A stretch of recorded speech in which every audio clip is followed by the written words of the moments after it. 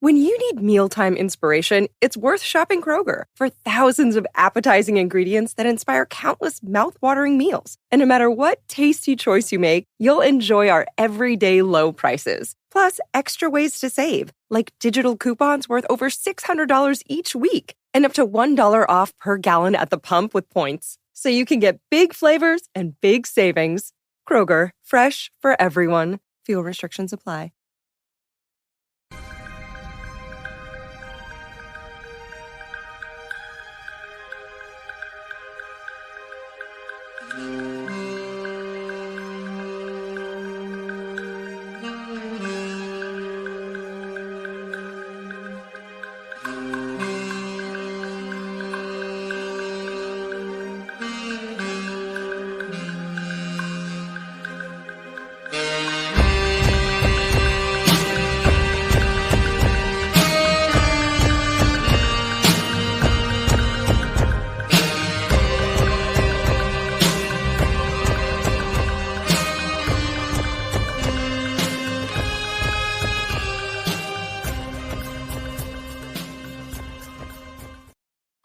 All right, friends, welcome back to Pod Maverick Presents. This one's going to be a group therapy. We're sad. The Mavericks lost 134-127 to the Indiana Pacers again. The Mavericks only gave up less than 30 points once in the four quarters. Not very good defense. For those of you unfamiliar, this is our fan participation show where I posted a link in the YouTube channel. Comments, you can click on that link, come join the show, fire off any takes. There's multiple things we could complain about on this one. We got two folks waiting to talk, and we'll get through anybody that has things that they'd like to comment on. So coming up first, my man Henry, welcome to the show, buddy. What's going on? What's going on, man? Back on that fire kid train. Why does his ball fucking Skittle refuse to make in-game adjustments? I normally can be with you on this one, but I'm also like, could the Mavericks defenders do shit, try a little harder? I think there's this is one of the few games I actually miss Maxi Kleber, which is something that I would actually say, because he would be. I don't know why did Gaffer keep helping. He kept hedging, and then Miles Turner isn't right there repeatedly. We just refuse to guard him at the top of the key, and I don't understand why we continue to do that. I think Gafford, if you pull him outside of 5 to 7 feet from the basket, he just becomes a net negative. He doesn't know what to do. Or his instincts are to kind of over pursue or do something kind of that puts himself out of position. And I think all his strengths are nullified. This was a maddening game for Derek Lively to get hurt in warmups because Jared in the chat says Lively was missed tonight with Maxey also out. And that's where I stand. Lively was missed too, but he also, he can guard stretch fives, but we obviously saw him struggle against Turner last year. And of course, to be fair, these are really the only two teams that can do it in OKC to a lesser degree with Chet Holmgren, but they're still pretty thin. But Indy and Boston pretty much played damn near the same way. And Indy beat Boston, a couple of days ago?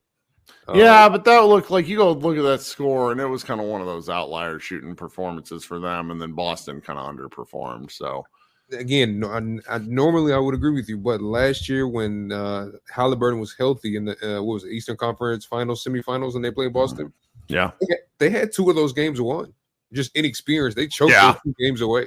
So I think Indiana could have legitimately been heading back to Boston up 2-0. Obviously, Boston probably still would have won that series, but Indiana, they're capable of a lot of fight. Is it just the fact that they can switch 1 through 5 with the stretch big to nullify both Lively and Gafford that gives us our issue? Or do you feel like it's a deeper thing? Right now, I'm not going to overread into it, but it's certainly something you got to pay attention to. The matchups are so big. The matchups worked out very well for the Mavericks in the playoffs last year, despite being the lower seed. And so it's sometimes styles really do make fights. The Pacers just haven't been a good matchup. And plus, I think Carlisle has Kidd's numbers. He does. Because Kidd was his assistant before he ultimately left? No, but they had a very terse play and I think productive, but Kidd came over from who the hell was he with? LA? The Nets okay. As a player. So we're talking way back when, like in 08. Then the Mavericks got rid of Avery Johnson and Carlisle came in. And Carlisle and him kind of butted heads from the start because Carlisle is kind of a control freak. And I think they had to sort of meet in the middle, and it changed both of them in certain ways. And I also, to this day, I believe that Kidd, it's been reported that Kidd was pushed for the coaching spot by Carlisle on his way out. And like, I still feel like that's an elaborate troll job. Oh yeah. But it is what it is. I've kids grown on me, but there are moments in the regular season where you're just like, guys, like 7 games into the season and this team that looks, it's not that they look rudderless isn't quite fair, but they just don't seem to have the focus that you need. Like we knew this November was going to be a bitch. It's been on the schedule for a while. I still feel like, again, I'm a great advocate for Will Hardy. I just really like who he is. I like how he coaches and everything, but I wasn't here for Rick Carlisle. He seems like an X's O's genius. Like, I just feel like Rick knows what the fuck he's doing. I know he probably didn't see eye to eye with Luka holding him accountable, but Rick can draw. Man, I got hats off for Rick. But the last thing before I go, do you feel like it's time to consider either trading PJ or simply reducing his role and moving Najee into the starting position? See, the PJ stuff is so difficult for me because I think if he hits like 2 more baskets in some of these games where he's been awful, he goes from being like a strong role player to being pretty amazing. I wonder if we'll see Kidd experiment with different elements there just to see what the lineups might be, but I'm not sure. I bet he keeps a lot of the same starters. All right. Good deal. Well, it's nice to see Luka somewhat get back to normal. Obviously, would like to see him move the rock just a tad bit more. I know he had 15 assists, but I would like to see him kick it out the clay just a tad bit more. But when Rick was here, did he hold Luka accountable? Tried. Okay. All right. I mean, I think they went out of their way. And Tim McMahon, this is what like Tim McMahon's book is kind of like about, like how you build. And I think they almost were so concerned about what Luka would do next that they never really challenged him. And I think that I still think, and I have nothing other than the Slovenians in the chat and in the world telling me this, I think he responds very well to being pushed. I just do. Like, I think he thrives off of a little bit of conflict. Look at what happens when fans yell at him. But I do think when it comes to like authoritative relationships, that can burn those relationships out. Do you know what I mean? Yeah, he did come. I felt like he came into the season like an overgrown child, especially those first couple of games outside of Phoenix. So I don't know whether it was Jamal Mosley who kept him in check when he was here, but I definitely feel like he needs someone to have that. You're not going to push against me. Yeah, nice try. Kind of like Mike Tomlin has with the Steelers. Like he just has complete control in its will. So, did you last thing, and I'm out of here. Did you see the post game with Ben Mathurin when they were jawing back and forth? No, with who? I think it was Ben Mathurin or one of the other guys, but he said he's talking. It's a Booker thing. He said he was talking shit with 1 minute to go. So if you're gonna talk shit, start early. You know how I do. Sure. So hopefully, I'm hoping that wakes his ass up and he locks in and kind of goes from there. But I'll let the next guy come up. I don't want to take too much time. I appreciate it. Sure thing, man. Yeah, man. My man out, talk soon. All right. My man out in New York, Mr. Doug's, his device is not connected, so I cannot bring him up on stage. Just wanted to let him know there. Before I bring Brian up and Karam after that, let's see. Where was it? There's a good question or kind of topic in the chat. Seeker Man was asking about a Kyrie, like what do we think is going to happen with Kyrie at season's end? Normally, I would say I don't know if it's really time to discuss that.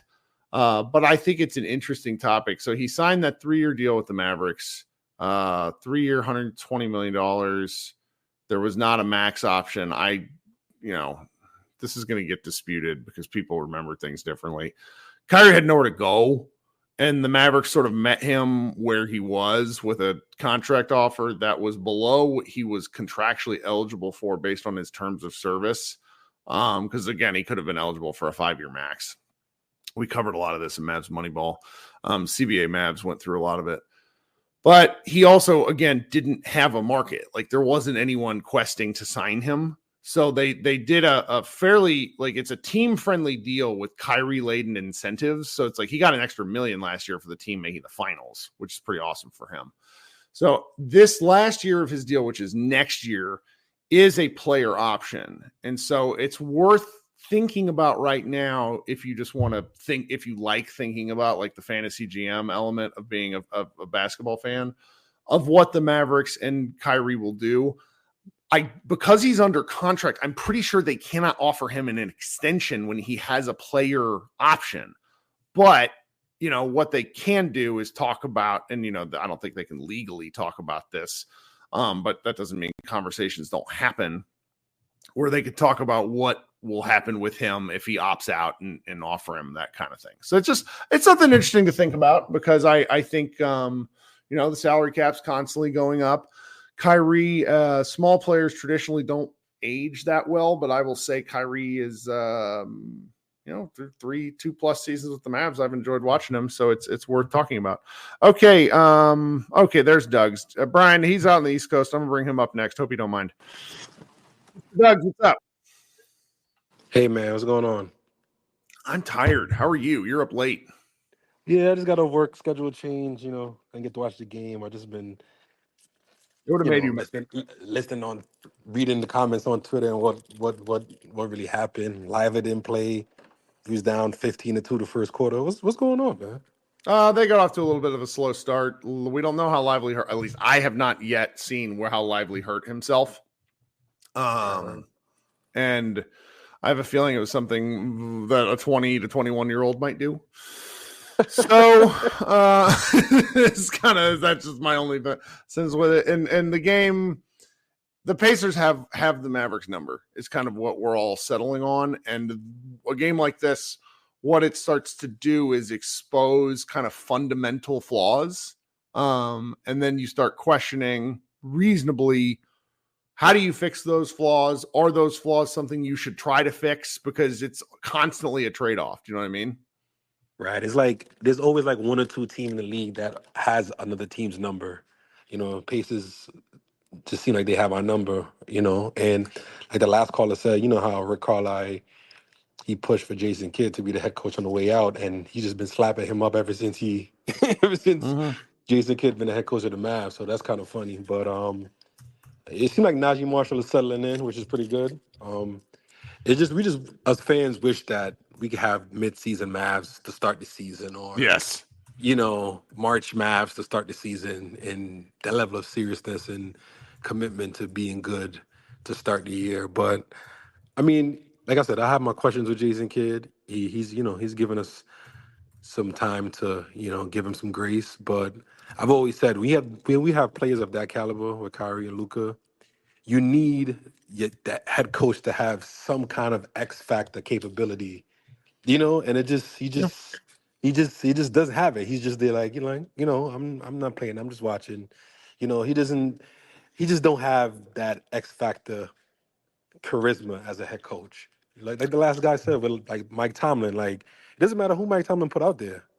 That team's gonna be over 500. They're gonna play a certain way. They're gonna give the production a certain way, and they're gonna be a good team, regardless who they put out there to play. And it's just like, I don't know. We want Jason Kidd to be X and those guys, but he's really not that kind of a coach. So it's like, how can we maximize really on the talent we have with Kyrie, Luke, and Clay if J Kidd can't really like draw plays and really, you know what I'm saying? So it's tough. It's a tough watch sometimes, you know. Tough watch. No, it certainly is. Yeah. I mean, lastly, is just I'm not gonna give up on them yet. It's early in the season. It's a lot of, you know, like they say, adjusting to go. But if it's like we lost Derrick Jones Jr., we upgraded to Marshall with the offensive capability. And it's like PJ slid into that Derrick Jones role of missing shots and being that guy that's always left wide open and being the offensive liability pretty much. So it's like, if that spot gets like sorted out, and we can literally defend on PJ, you know, to hit some open shots, then we'll be solid. We won't really have much to worry about. But it's just that it's unknown. It's just that unknown with him when it comes to him making open shots. So yeah, I mean, it'll come around. I mean, look at what happened with the Thunder series. Like, he broke everybody's brains by becoming a 50% 3-point shooter for 6 games. Yeah, true. All right, man. I'm gonna check back with you on the next one. Hopefully, it's not a late one like this. But... That's right. Talk soon, bud. Get some sleep. All right, be good. Thank you. All right, coming up next is Brian. What's going on, Brian? I'm tired.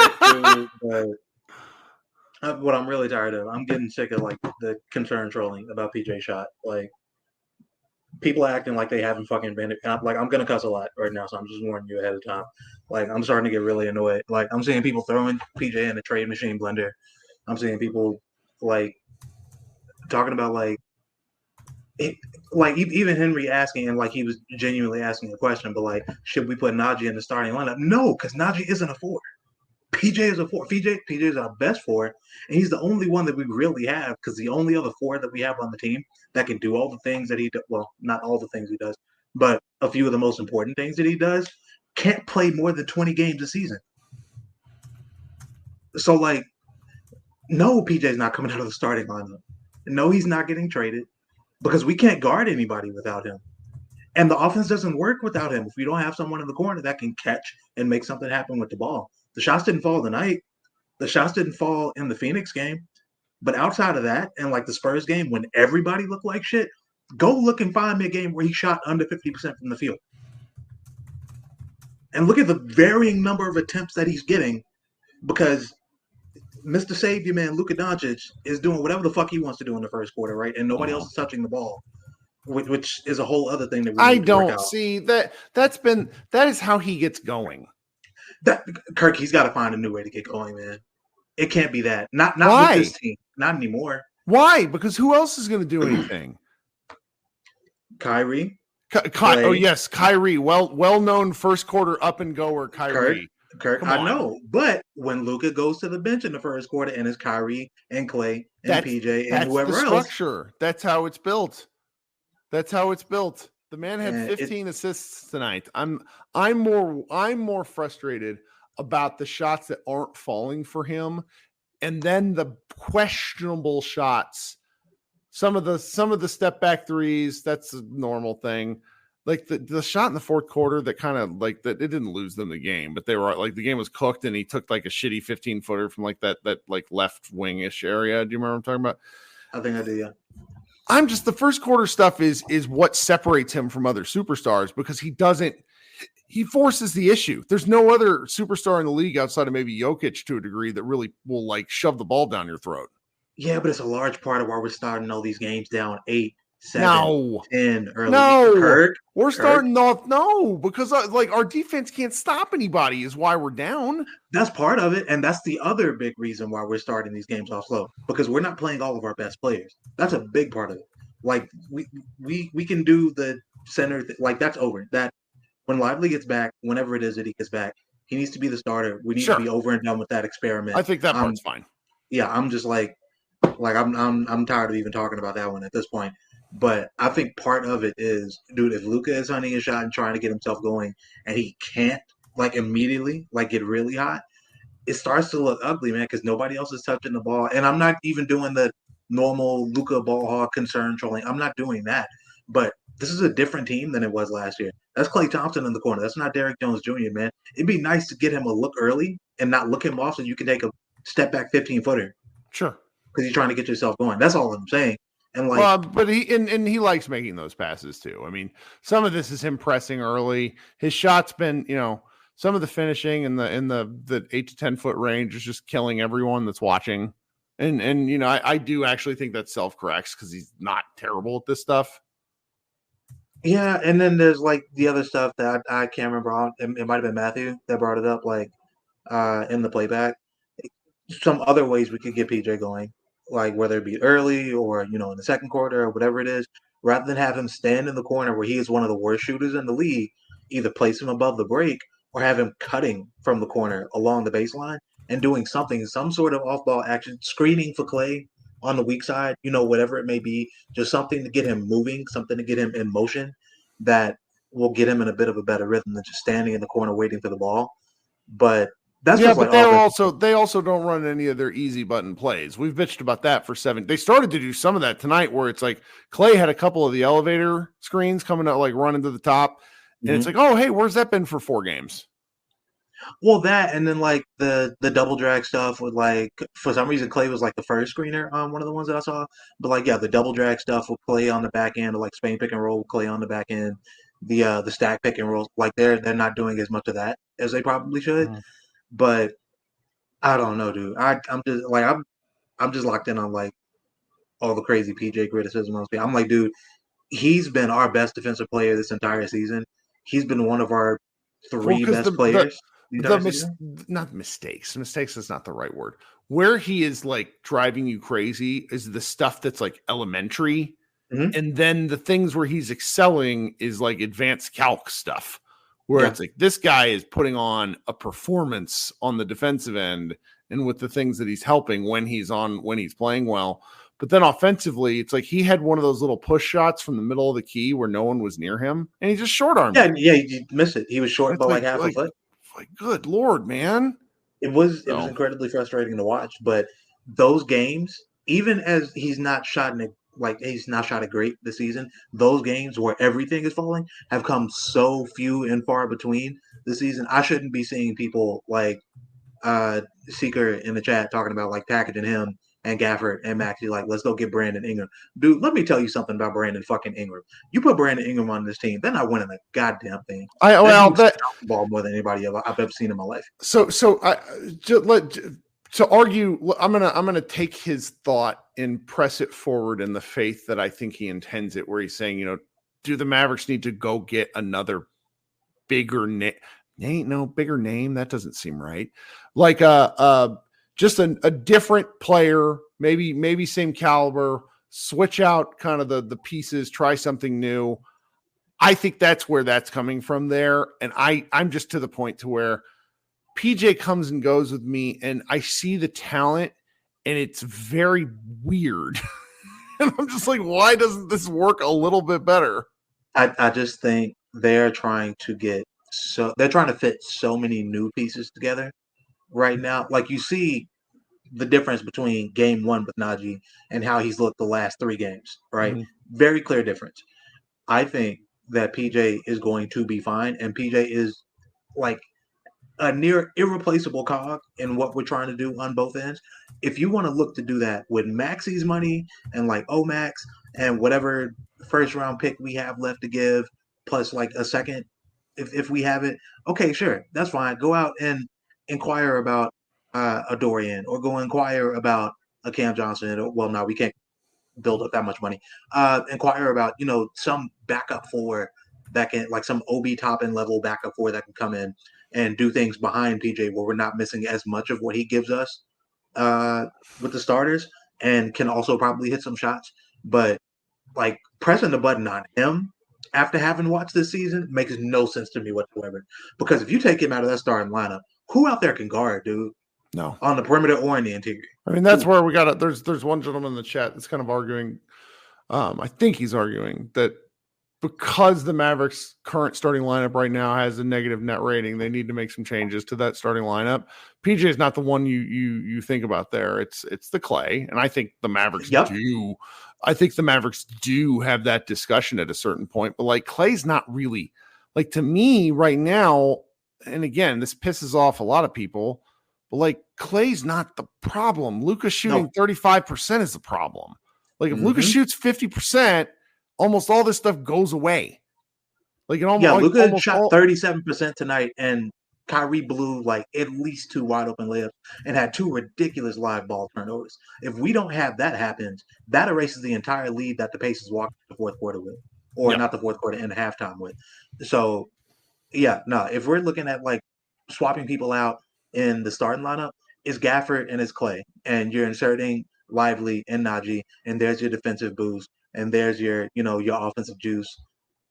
And I mean, we'll see. I mean, Clay's not really bothered me very much. I mean, Clay's I'm saying like if we get to that point, you can look at like Najee and Clay. I think Gafford and Lively has to happen, and we'll have this is an interest. Like Josh here in the chat saying Luka refusing to attack the rim in the first quarter is a problem, and I think that's actually like if I was to pin if I was to unfairly pin a team full of issues under one thing, I actually agree with that. Luke is looking for the shot more than looking for the drive. And if the shot doesn't fall, and it simply hasn't, he kind of goes haywire. Yeah, and sometimes he'll keep taking them. Sometimes he'll rein himself in and he'll move the ball, but it still makes our offense less effective because they're just going to keep playing him one-on-one because he's not making the defense break or bend in any meaningful way. If he's not getting to the rim and forcing them to make a decision and forcing their bigs to get into foul trouble. Matter of fact, has he put a big in foul trouble this season? Who? Luka? No. Yeah, that's bad, right? Sure. Well, I just don't think he's going to get those calls. Like, I think that's done. I mean, he's not, but that can't deter you from going. Because if you're not going to drive, who else is going to? And at some point, if we want to start getting calls, we have to touch the paint and we have to hit people down there. Sure. And it's at a certain point, you're leaving it up to PJ to go drive from the corner into the paint and try and create contact. Lord knows how that's going to go. Good stat poll from Alden saying before today, Luka's rim attempts accounted for less than 10% of his attempts, lower than that of his rookie season, which is a big deal. Awful. That's awful. So, well, I mean, the Pacers kind of tend to bring out a little bit of an existential crisis because the Mavericks are not built to play a team like them. But I think that with who they're getting through with the Western Conference, I'm actually not concerned. I think that the team upgrade kind of stuff that people are talking about, and it's like, I need everybody to relax for it's folks in the chat be like, the Mavs need better players. I'm like, God damn it. Go back to 2020 in the bubble. Go back to 2021 and look at some of the people that were on this roster. Willie Cauley-Stein was sold as an answer. JaVale McGee was sold as an answer. Like, what? This is a good, talented, athletic, team, skilled, smart team. Yes, we have not had one of those in so long, man. I mean, if you want to move some of the pieces around, where it's like, okay, like just to like for the sake of argument, guy in the chat, no name, is saying Klay Thompson's the whole problem with what's going on right now with the starters. I do not agree. Sussing it out though, for the sake of argument, okay, you got pieces that you can put in there, guys. We didn't have that before. Like who's the little spark plug guard that played well for the Mavericks in the bubble after he was cut? Trey Burke. Like we signed Trey Burke to a multi-year deal. Mavericks used to have such a bad playoff run. Okay, now no name is saying I'm misrepresenting his point. I don't really care. It's whatever. The Mavericks used to have so many bad guys. Yeah, if you think this team is bad and this roster is bad and this roster can't compete. Go look at some of the rosters that are around the league right now. Go look at that Pistons team. Look at that Pacers team. Sure. Especially with all the injuries they have. I think I understand now where he's saying, all right, like the Mavericks need to start making some of these changes to see what they have and see what works well in different situations. They're not going to do that with the starters, though. Politics have to matter here. They just do. Like, Klay, if you sign Klay and promise him a starting spot, you work with it for 15 to 20 games. Like when they made JaVale McGee the starter and then left it for 10 games, that cost them things. This team is deeper than that, and they can survive some of it. I really think that the end-all, be-all solution for the earlier challenges that these Mavericks teams are facing is Luka has to play at an MVP level, and he's not. Yep. He's just not. And I know I inadvertently drive some people up the wall when I say it, but it's just if he's the alpha, everything that comes down funnels through him, and they've won some games despite him playing poorly. And when he plays better, the team, I understand where it's like, oh, we really got it. And I just argue. I love some of the fake arguments, people are in it. It's like, oh, we got to get Klay even more shots. And I'm like, this shit works itself out in the wash. Like, are the Mavericks winning? Did they lose tonight because Klay didn't have enough shots? Did they lose tonight because Kyrie didn't have enough shots? No. They lost tonight because they couldn't guard a chair. And then, the whole thing of me defending PJ as fervently as I am tonight goes back to what you just said, as far as we're winning games and have been winning games despite Luka not playing near his best until like the last game or two, right? And the guys who guided us through those choppy waters, those are the ones you're trying to pin blame on after the fact and move to the bench and trade and all this stuff. 6 games into the season, you're trying to do that.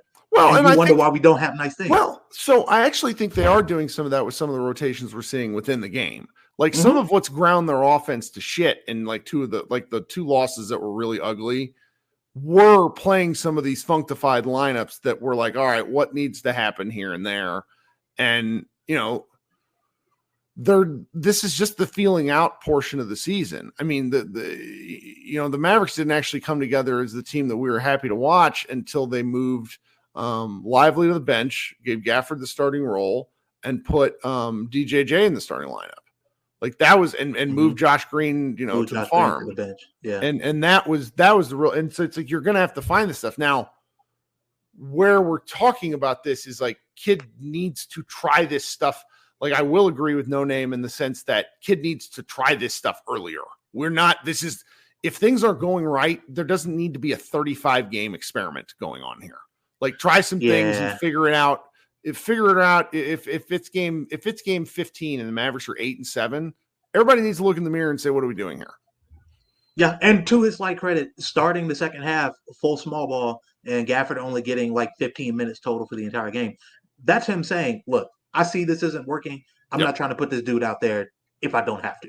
Yeah, and Gafford wasn't very good today. Yeah, bad matchup. It wasn't his night. Well, you got anything else, bub?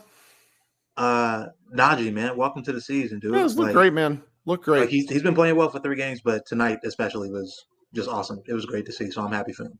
I also, I think I have to I'm legally owed Spencer Dinwiddie an apology because through 7 games he's played better than I probably could have hoped for like an entire season. Kirk, and good defense too, which is ugly to say. He's been defending really well. There were 3 possessions in the fourth quarter where I was going, what the fuck are you doing, Spencer? Yeah. No, he'll still have those lapses, but he's actually using those super long arms that we were wondering, okay, do you know how big your wingspan is and how to use it on defense for the entire year he was here? And now it appears he knows how to chase around screens and use his long-ass arms to get good contests, and it's happening now, so, I won't complain about it, but he's going to have his lapses and be Spencer. The chat, Grimes is a topic of I'm not reading all the messages in the chat, but Grimes is a topic in the chat, and I think Kid seems to have a little bit of the case of the ass for Grimes. Like he seems to be he's got Josh Green's disease with being in Kid's doghouse, and honestly, I feel like he should be getting more rope. I don't know, just something. The last 2 games he played well. I feel like he should be getting a little more rope. I don't know, but I hope that solves itself. I think so. Gron raises the point that I'm going to let him raise when he gets up on stage. But yeah, I wonder if that's part of it too. But all right, Brian. Hope we'll see you on Wednesday or no Thursday. When's the next game? No, today's Monday. Yeah. See you Wednesday. Yes, sir. All right, man. Later. Crom, welcome back. Good to see you. Long time no talk. What's going on? You're muted. Unmute. We need you. Sorry. That's all right. What's I'm good. How are you? I am tired, but this has been fun.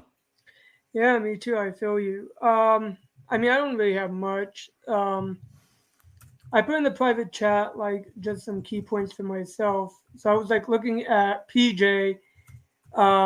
This year he's shooting 0 from 8 from the left corner, 1 of 7 from the right corner, 6 and 16 from above the break on threes. And I was looking back at it for the past 3 years. He's been around that trajectory. For whatever reason, he can't shoot a corner 3 if his life depended on it. He just cannot for the past 3 years shoot any corner 3s. But above the break 3s, he's been averaging above 37% the past 3 years. So. That's so wild. That's it's a longer shot.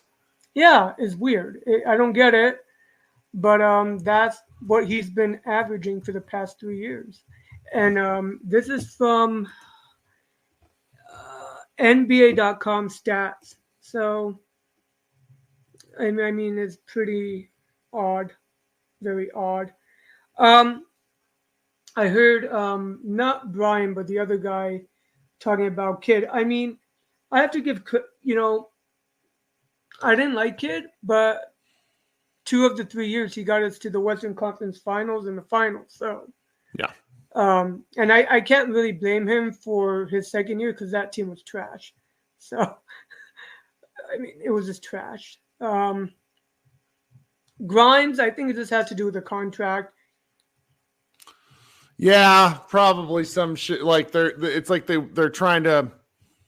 I don't know. I don't want to say anything that'll get me in trouble, but I will say that like it wouldn't shock me if there's a little element of them holding him to a slightly different standard because he's not under. He's going to be a restricted free agent. And restricted is under them, so I mean, if they want to retain him for less and his product, and he's not performing as well, a lot of teams. I mean, I don't know how much they're going to pay him if he's not playing a lot of minutes or contributing a lot of time, I guess. I don't know. I'm tired too, my brain. But I feel like maybe it's the contract. I don't understand why they wouldn't have him play more unless it had to do with the contract. I mean, he's not injured. Well, I mean, he was injured last year, right? He didn't play that much in Detroit. So I wonder I wonder if that's more of along the lines of easing him in, considering this is his first time playing NBA minutes and games since his injury. And he played 6 games in Detroit? There wasn't many, and it made his percentages look horrible. Right. So, I mean, I don't know. It could be easing him back into the NBA after not playing so long because of his injury, contract. I mean, it could be a multitude of things. Right. I mean, I don't know. I'm just frustrated. We were touted, I guess, as a better defensive team with Najee and Grimes, and for whatever reason, we are what you call a pumpkin. We've just been playing pumpkin basketball with the Pacers. I mean, they just run past us all the time. Yeah. I mean, I don't know. Luka has sucked. Clay has been pretty good. I mean, considering defensively, he hasn't been a negative, I don't think. I don't know. I'm tired. You're tired. I think it's time to go to bed, right? I think that's right. And we'll be back on Wednesday with a slightly earlier game, which should make all of our takes better. Who are they playing? Bulls. Oh.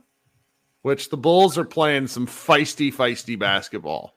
We get to see probably the league's best early season story in Lonzo Ball getting to play a little basketball again. Quick question. It just popped in my head. I didn't see the injury report. And I watched only the second half of the match, but did they mention I didn't even hear the beginning of your show with Josh. What was going on with Lively? Why didn't he play? He hurt himself in warm-ups, and I don't know how. And it puts me in a what stupid ass dunk. I don't want to say it. You said it. I just nodded. I can't think of anything else. Can you maybe some pad work where he's getting beat on in the post? But I'm trying to think what would sprain your shoulder? It would have to be a dunk, man. Yeah, something where it's your arm just gets. I don't know. I can't imagine. I haven't dunked. Maybe he hyperextended it in a stretch. I mean, I don't know. Yeah. But it just sounds like a stupid ass dunk. Mm-hmm. Well, we'll figure. I'm sure we'll know more by game time against the Bulls. You think he'll play? No clue. Because stuff with him seems to always take longer, unless it's him getting kneed in the back of the head where I thought he died on the court. Yeah. Can I ask you one last thing? Of course. Why do you think they keep putting again, my brain. Who's that? Gafford starting over Lively? Kid is talking all around it. I just think they don't want to. I think they're trying to sort of split the difference between giving Lively something to push for while treating Gafford with the respect that his tenure and really how he helped the Mavericks get going last year kind of deserves. But his early season play has not been very good. I mean, that's just it's kind of one of the things that is frustrating. So I have a theory. Well, what's your theory? I have a theory that they're giving him the starting line, or they're letting him start because they want him to be engaged, and they don't think he'll be as engaged coming off the bench. I think that's part of the concern. I don't know. It doesn't make sense if you have 5 guys who are the best players on your line in your lineup: Luka, Clay, PJ. Are we gonna say Gafford is better than Lively? Kyrie? I don't know. Depends on what you're asking for. I guess. Anyways, good night. All right, man. Talk soon. Thank you. Yes. Bye. Buddies, all my dudes in the chat. Everybody's a dude. It's my favorites. Yep. Karam hanging out. We will talk with Karam at some point later. Lonzo's out. No, that makes me sad. I've not followed the Bulls since the second game of the season. My brain is mush. Okay. All right. I'm going to go to bed. Everybody, thank you so much for staying up late with me. I have streamed for 3 hours tonight, so I am whooped. Everyone be good, and we will talk soon. Go Mavs.